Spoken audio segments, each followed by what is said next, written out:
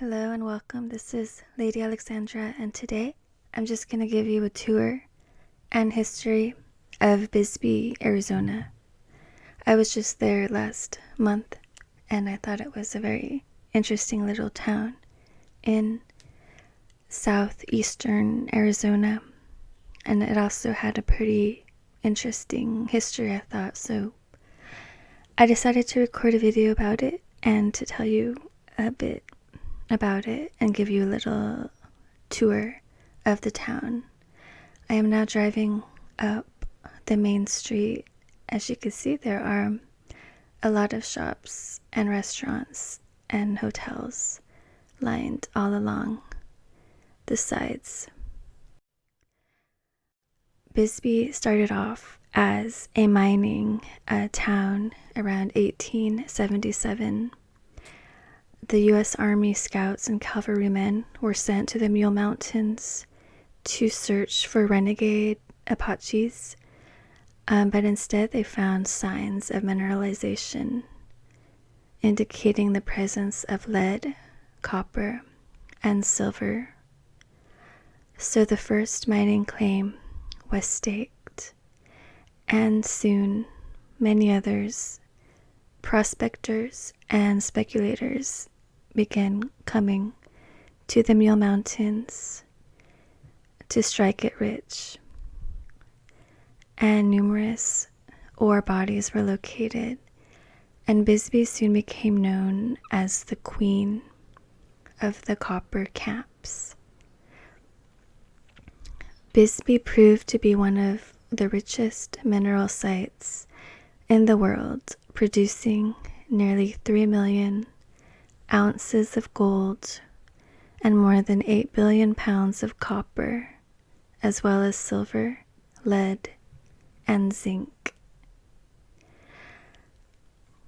But by the early 1900s, Bisbee had become the largest city between St. Louis and San Francisco, with a population of over 20,000 people by the beginning of the century. Bisbee was also one of the most cultured cities in the West.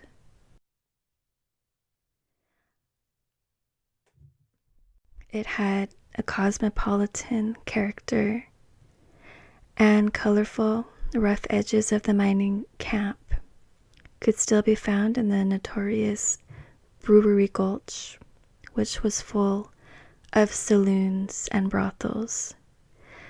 In its heyday, the Gulch boasted nearly 50 saloons and was considered one of the liveliest spots in the West. Historic taverns in the downtown still retain the rich character and the boomtown flavor of this period.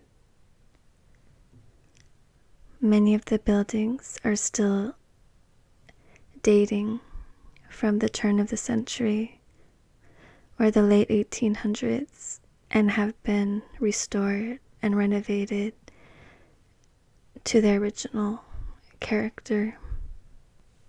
There was trouble around 1917 with the Bisbee Deportation. This was not only a pivotal event in Arizona's history, but one that had an effect on labor activities throughout the country. The notorious anti-labor crime involved the illegal kidnapping and deportation of 1,300 mine workers who were on strike, as well as their supporters and citizen bystanders, by 2,000 members of a deputized posse on July 12, 1917. The action was orchestrated by Phelps Dodge, the major mining company in the area. When miners attempted to organize to gain better working conditions and wages, the company, attempting to prevent unionization, made allegations that the workers were members of the socialist-affiliated industrial workers of the world. The arrested were loaded onto cattle cars and deported 200 miles to New Mexico for a 16-hour journey through desert without food or water. Once unloaded, the deportees, most without money or transportation, were warned against returning to Bisbee. Beginning in 1917, open pit mining was successfully introduced to meet the copper demand during World War I. During almost a century of mining, 8 billion pounds of copper, 102 million ounces of silver, and 2.8 million ounces of gold, along with millions of pounds of zinc, lead, and manganese were produced. By 1974, ore reserves had been depleted, and December brought the announcement of the impending closure of mining operations in Bisbee. Phipps Dodge curtailed open pit operations that year and ceased underground operations in 1975.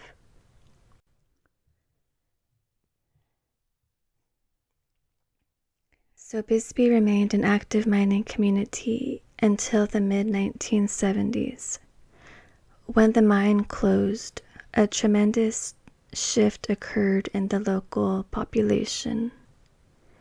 Many mining employees and their families left to pursue work elsewhere,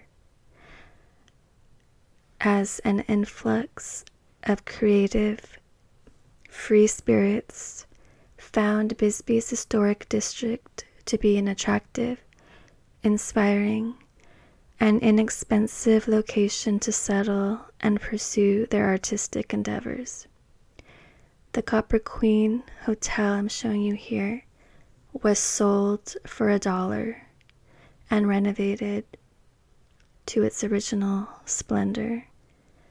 It is also said to be haunted, with several ghost sightings that have been reported on the inside. Today, Bisbee is known as a culturally rich community.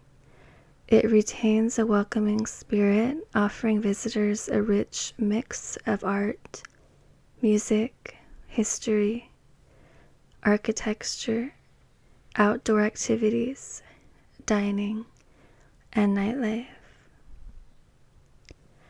I thank you for watching my video, and I hope you have enjoyed this tour and history of Bisbee, Arizona. Please like and subscribe if you enjoyed it. Have a wonderful evening.